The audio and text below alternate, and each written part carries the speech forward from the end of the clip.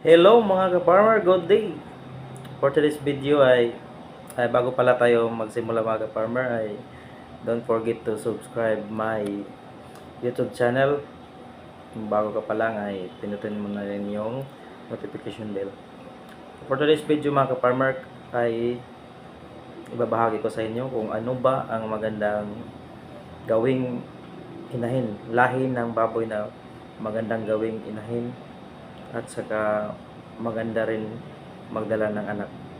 Sa akin mga ka-farmer, yung number 1 is yung large white at saka number 2 Pitrin at saka yung Landrace. Yun ang maganda. Itong breed na ito o mga ka-farmer ay ito ang tinatawag na Pitrin. Makikita nyo sa breed na Pitrin ay may batik-batik ang kanyang kulay, yung kanyang katawan. At same lang sila ng pangangatawan ng durok. Ang Pitrin kasi mga ka-farmer ay magaling mag-alaga ng biik, magaling magdala pag nagbuntis at saka malalaki ang kanyang mga biik na ibibigay pag siya ay nanganganak. Napakaganda nito mga ka-farmer. Itong Pitrin na breed. Ito ang aking inalagaan ngayon. Ito ay buntis na ito mga ka-farmer.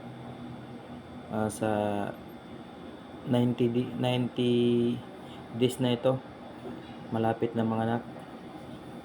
First parity niya mga ka-farmer ay 12 ang kanyang anak, mga malalaki rin yung katawan. Sa ngayon nga ay dalawa na lang ang yung aking nalagaan yung kanyang anak, kasi yung iba ay naibenta na. Malaki na kanyang mga anak, nasa mga 50 kilos na yung kanyang anak na pinagwalayan. Ito ang isa.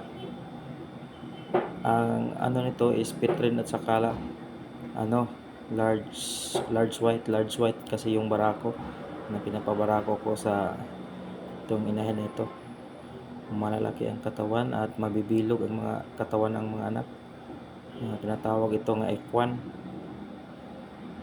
kasi purong hybrid tong pinacrossbreed ko. Malaki din yung yung ito, hindi ito huli na to. Iba ang lahi nun. Hindi yan kanyang anak. Ito ang isa. Ito. Nasa 50 kilos na ito mga ka-farmer. Kanyang anak malapit nang ibenta ito. Mga 1 month na lang siguro ay nasa 80 kilos na ito. Ang bilog ng katawan. Maganda talagang yung Pitrin nga breed or yung Landrace or large white. Yun ang pagpipilian nyo pag gumagawa kayo ng inahin.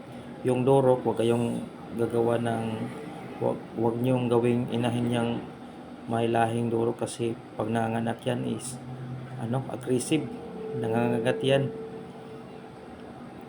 Yung durok na breed, wag nyong gawing inahin yan.